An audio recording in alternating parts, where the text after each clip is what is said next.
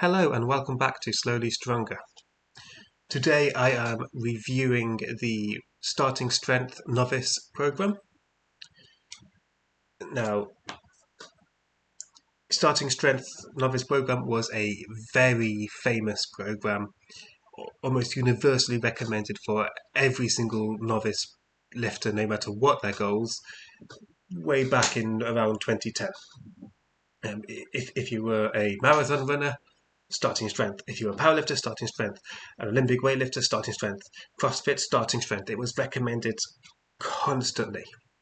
And potentially for good reason. The programs available in the early 2000s there were some good ones, but a lot of them were lackluster and often a bit unusual and weird, if I'm honest. And starting strength came along and they focused on quite a few basic key principles. And because of that, starting strength worked a lot better than almost any of those other programs which were being recommended, all of the other little fluffy, weird stuff.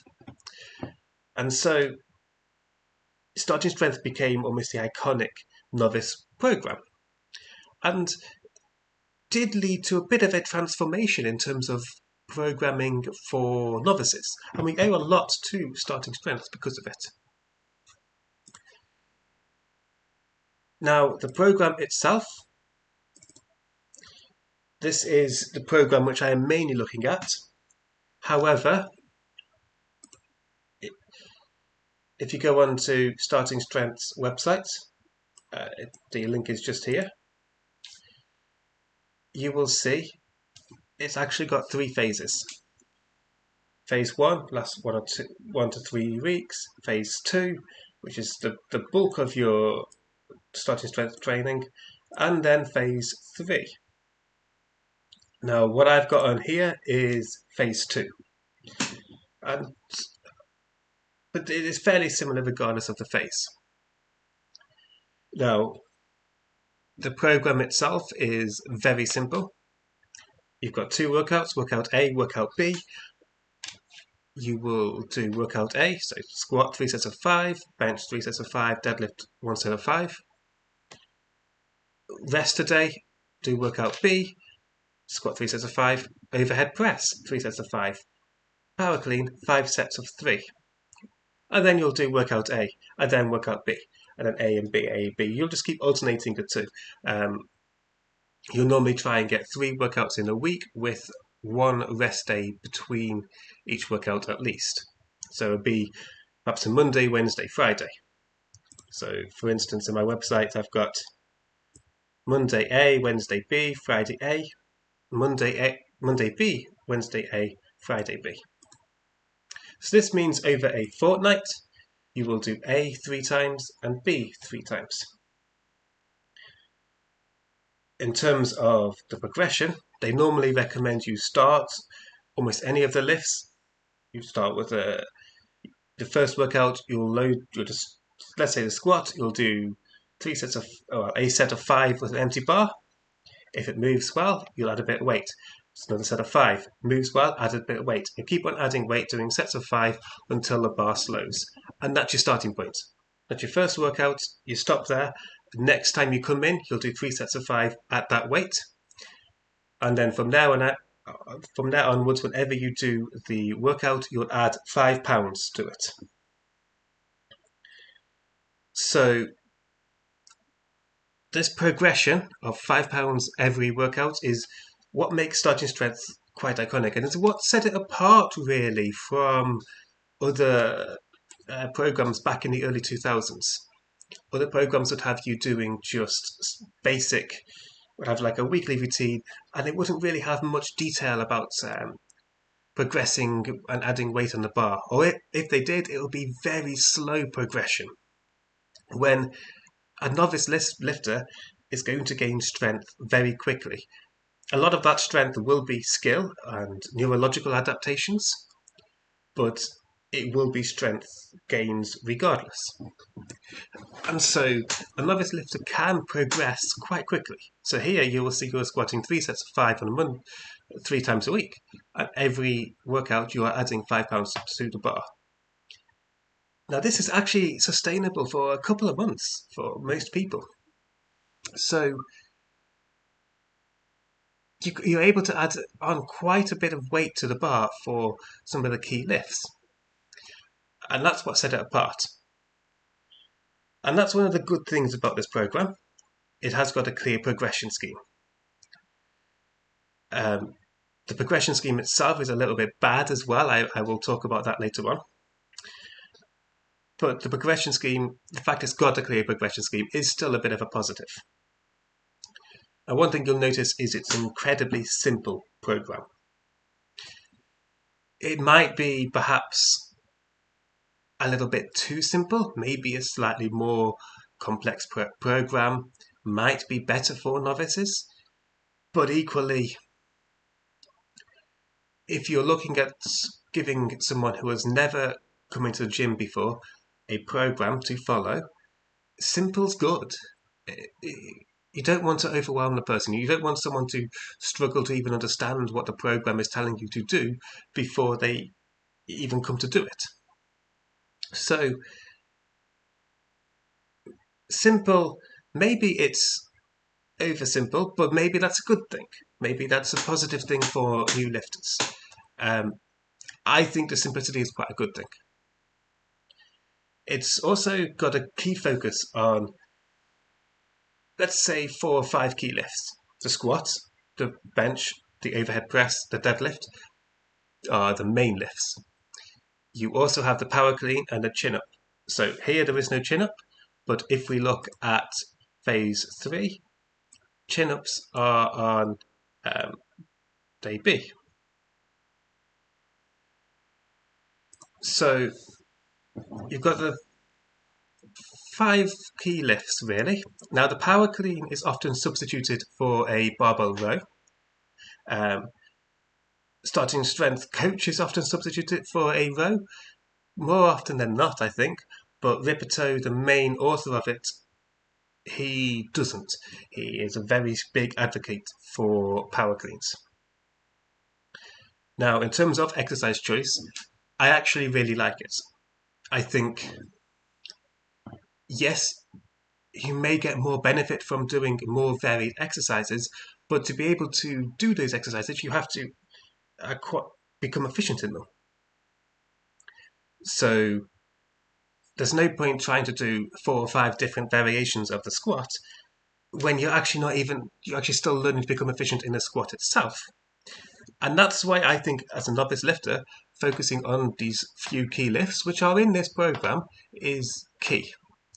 Because most lifts which require a degree of learning and form and technique are going to be the lifts in this program, or they're going to be variations of these lifts. Most other lifts are either very sport specific, like some of the strongman lifts, for instance, quite sport specific. Some Olympic lifts are quite sport specific and such. But most lifts, if they require a lot of technique, they are variations of the movements in this program. Of course, there are some lifts, like say a lat pull down or body weight exercises or isolation exercises and such, which aren't in this program, but actually they're very quick, they're very, very easy to learn. So if a novice lifter follows this program, gets their form down in all of these lifts, they will be very well set for any future program. They'll be able to very easily start any intermediate program or any variations of these lifts very well, really. So that's a very good thing about a program. It's got a good focus on the key lifts. It really sets a novice off well in terms of being able to progress to intermediate programs where there may be more exercise variety. However, unfortunately, the upper body volume in particular is really lacking. So over the course of a fortnight, you will bench 3 times. So you'll do 9 sets of bench. That's 4.5 sets per week. Now, most literature recommends about 10 sets per movement or muscle group, depending on how you class it, per week. 10 sets per week. So this is less than half, only just less than half, but still less than half of the recommended minimum volume. In my experience, however, the bench press in particular can take a lot more volume. The overhead press can take quite a lot more volume as well. Like, to me, the bench volume and the press volume, you could almost double them, maybe even triple them. And the 10 sets per week is almost a minimum recommendation. It's not too clear about the benefits of going beyond this, but there's certainly very little drawback as long as you're able to recover from any additional volume. And people often find their upper body lifts starting to stall a lot sooner than I think they would, just because you're not doing enough volume here. Now, the easy way to fix this is to just add in some extra upper body volume. If it was me, I would be adding in some dips or some dumbbell bench or something along that line for perhaps sets of 8 to 10 reps. You could do it on workout A, you could do it on workout B. I don't think I would prefer it in workout A, but it doesn't make too much difference. Now, along the same vein, the deadlift volume, that's really lacking. And notice here you've got 1 set of 5 in workout A. So over the course of 2 weeks, you will be doing 3 sets of deadlifts, and that's it. Now, it's even worse once you progress from phase 2 onto phase 3, you'll be doing even less. So actually, over the course of 2 weeks, you'll be alternating the deadlift and power clean every workout A. So over the course of 2 weeks, you might be doing just 1.5 sets on average per 2 weeks. So under a set a week sometimes for the deadlift. That's ridiculously low. Ridiculously low. Now, there is an argument. The deadlift is, generally speaking, one of the most stressful lifts or stress-inducing lifts you can perform in most powerlifting or novice programs and things like this. There is definite justification for having lower volume deadlifts or less stress from the deadlift. Personally, I think it's overblown quite a bit. I think people can handle a lot more deadlift volume than a lot of programs prescribe them. They just have to train a deadlift and get used to. They almost have to adapt to that higher volume though. So just throwing a load of deadlift volume at someone is a bad idea. Increasing that deadlift volume over a period of time so they can handle higher volume is a good idea because that volume will help drive progress. However, a set a week is ridiculously low. You can handle far more than 1 set a week. That, no matter what side of the fence you sit on in terms of deadlift volume, 1 set a week is ridiculous. Now, the easy way to fix this again is to add in some back-off sets. That's a nice easy way. The power clean is in this program as well, and Rippetoe's main argument in the blue book, in terms of when I say the blue book, I mean the actual book, Starting Strength, is that the force and power output from a power clean is going to be quite high because you are accelerating the bar at a very fast pace over a longer distance. However, there's not really much literature to back up the idea that a higher force production due to the speed and such really has much carryover to deadlifting and pulling strength.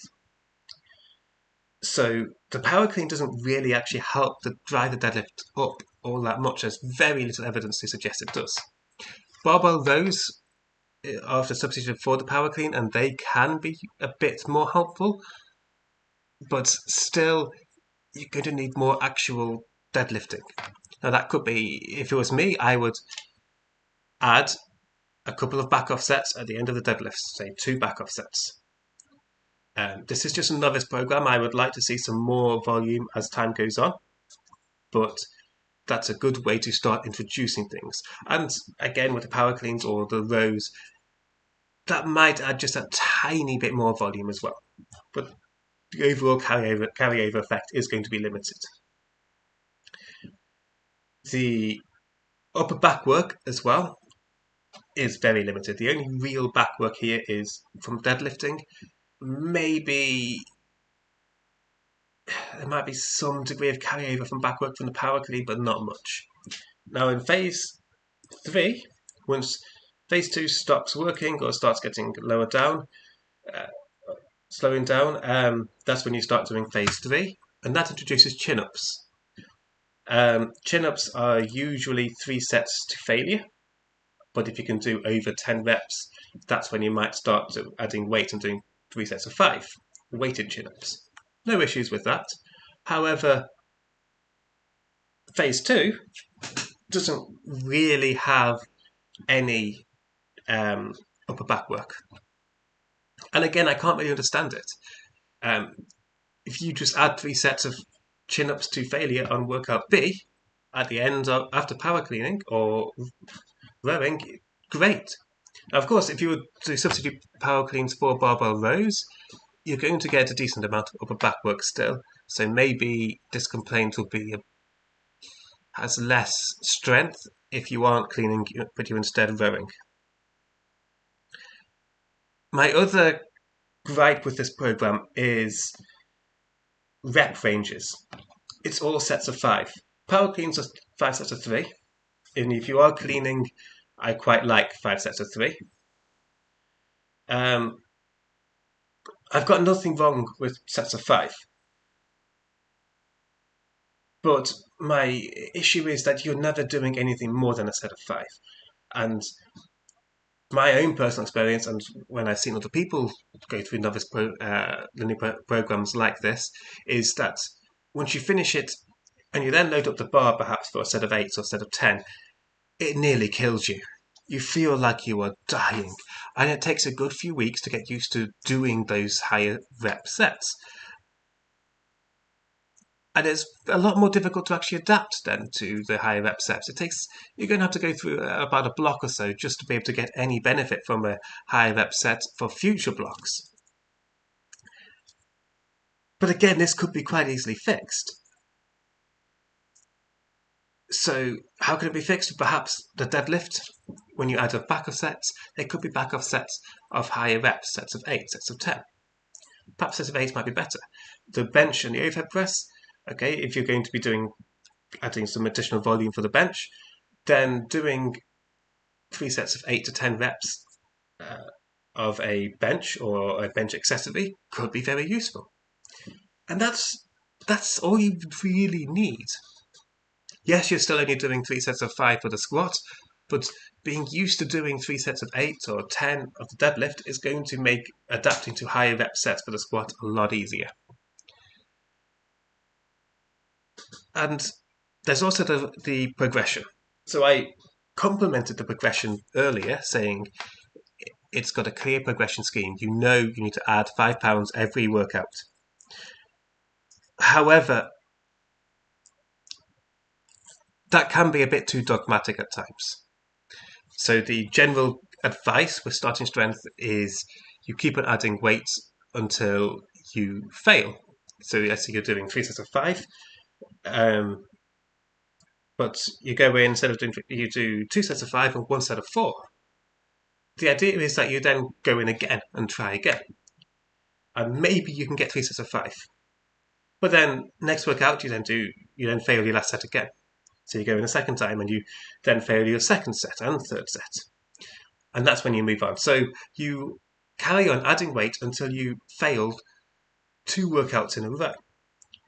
And at that point, it's expected that you then reset the bar, move on to phase 3, say, or perhaps intermediate programming, and then start adding £5 to the bar every workout or every other workout, depending on what sort of program you're doing, and carry on grinding it out. And that's a bit of an illogical way to progress. You're going to gain some strength by doing submaximal work after you deload. Your deload will allow you time to recover, and that submaximal work is going to help build strength. But as soon as you start nearing that higher intensity and nearing failure again, it's going to be very grinding, and you're going to grind yourself for a period of 1 or 2 weeks for no real benefit.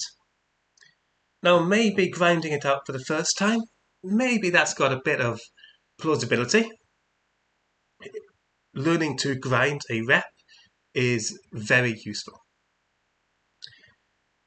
But do you need to learn it at the novice stage? I'm not so sure. Do you have to keep on trying to grind it out? No, I don't think so. If you were to run starting strength like this, then run it. Don't bother trying to grind out all the reps.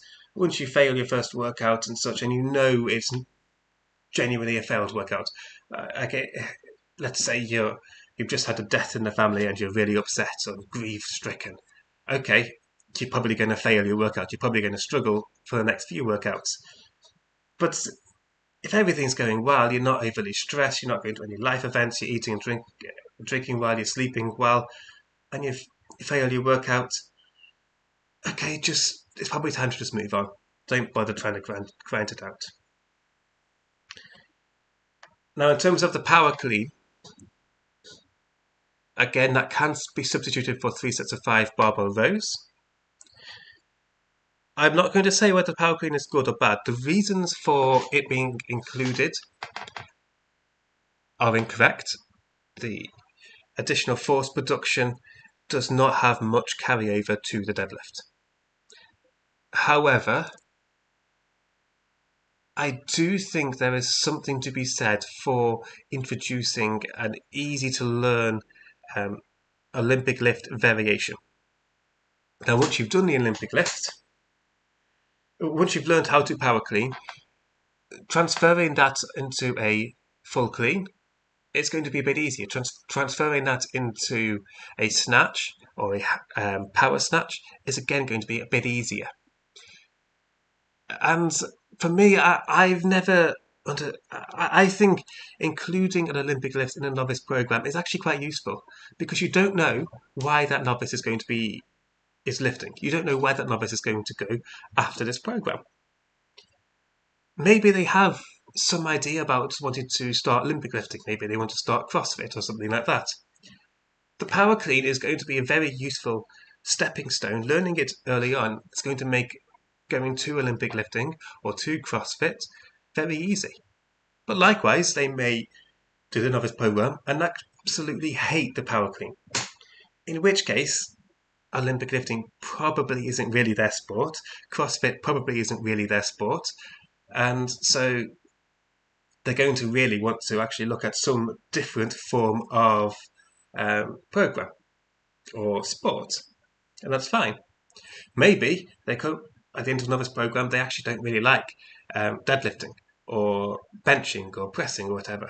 In which case, powerlifting probably isn't for them. But they may love cleaning. So Olympic lifting might be a good program or sport for them to pursue. I think introducing the power clean is very useful in order to give the novice a wider skill base. That's my view. I don't think I think it should be included in novice programs. I don't include it in the one I recommend or the one that I propose because it's a bit controversial. But I do think it should be included really just to give novice athletes a bit of a wider base and a wider skill base. But you have to be clear, it does not really have much carryover to the other lifts. So, what's the overall verdict? Well, on my review on my website, which I've got open now, I said it's a 7 out of 10, solid starting point, but it could be better. Now, Is it worth trying? Yeah, I started on starting strength, and actually it set me off quite well. There are weaknesses. My upper body was lacking a bit. Um, when I started to incorporate a lot more volume in my bench press, at one point I was doing 30 plus sets per week, and it was working really well.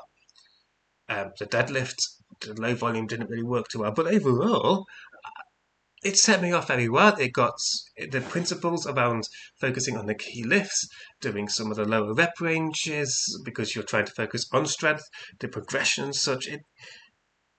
It's very good. It's got a lot of very basic principles which make it very effective. So it's definitely a good starting point. You will not go wrong by starting on starting strength. However, if you do starting strength, I'd perhaps recommend improving it a little bit, adding in perhaps some dips or some dumbbell bench or um, some lighter bench pressing or something on the bench press days, another 3 sets of 8 to 10 reps. On the pressing days, add in some chin ups earlier on or do barbell rows and add in a couple of sets of back off sets of deadlifting. And also, when you go into phase 3, don't alternate the deadlift with the power clean.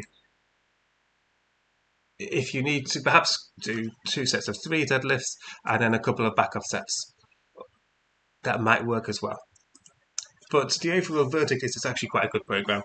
A little bit of improvement and it could be amazing. With all that said, Starting Strength is a novice program. It's run usually for 8 to 12 weeks. You're not going to look absolutely ripped and shredded and jacked after completing the program. You will look like someone who has lifted for a few months because you have been lifting for a few months. There is no way to look like you've been lifting for years after just 3 months. Okay? Likewise, be mindful it is only meant to last a few months, maybe 4 months if you're genetically gifted. If you are a true genetic freak and are one of and you're able to run it for 5 months as written, then you're probably looking at being a potentially world class lifter. Maybe if you're able to sustain that progress longer term. But it is very rare to get anyone who can last on it for longer than 4 months. 4 months itself is quite rare. So when you see sometimes lifters say they've been on it for 9 months, they're doing something wrong. They're not really following the progression scheme of the program. They're missing off a lot of workouts, perhaps. Just be mindful if you're running it for 9 months or over 4 months, review it because you're probably doing something wrong there. But overall, it is a good program. I do think there are better novice programs out there. The one on my website, which shameless plug to it right here at the bottom of this article, is I think a better program. But you will not go wrong by doing starting strength. The only other point I perhaps want to make as well, even if you do add in my recommendations for upper body volume and such, it's worth bearing in mind hypertrophy and muscular increases in size are often not really visible for the first 6 to 8 weeks. If you're measuring your body parts, you may struggle to see noticeable improvements initially, even with adding in sets of 8 to 10 reps. So don't expect massive muscular increases in size.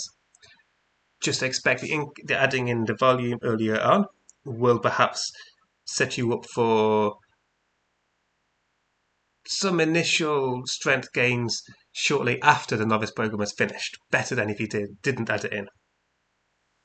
So it sets you up better for the short-term intermediate programs than not including the additional volume. But that's it, really. It's a good program. It's a great starting point, but it could be better. With quite a few minor adjustments, it could be better. But yeah, I'd recommend it. Just perhaps starting strengths, intermediate programming. Please avoid it if you can. It's not very good. And Starting Strength as the platform itself, I try to not recommend too much because it has become incredibly political and divisive. So I try to not recommend the actual platform itself. But otherwise, the program itself is a great. The Starting Strength book is good. I will do a separate video on the book. Um, it's not really suitable for novices, that book. It's very in depth on each lift, but it is quite a good book to read. However, it's perhaps the target audience which it claims to be for is perhaps incorrect. But that's it. As always, please do like, comment, and subscribe. I'm interested to hear your views on Starting Strength. But I'll hopefully see you next time. Thank you for watching.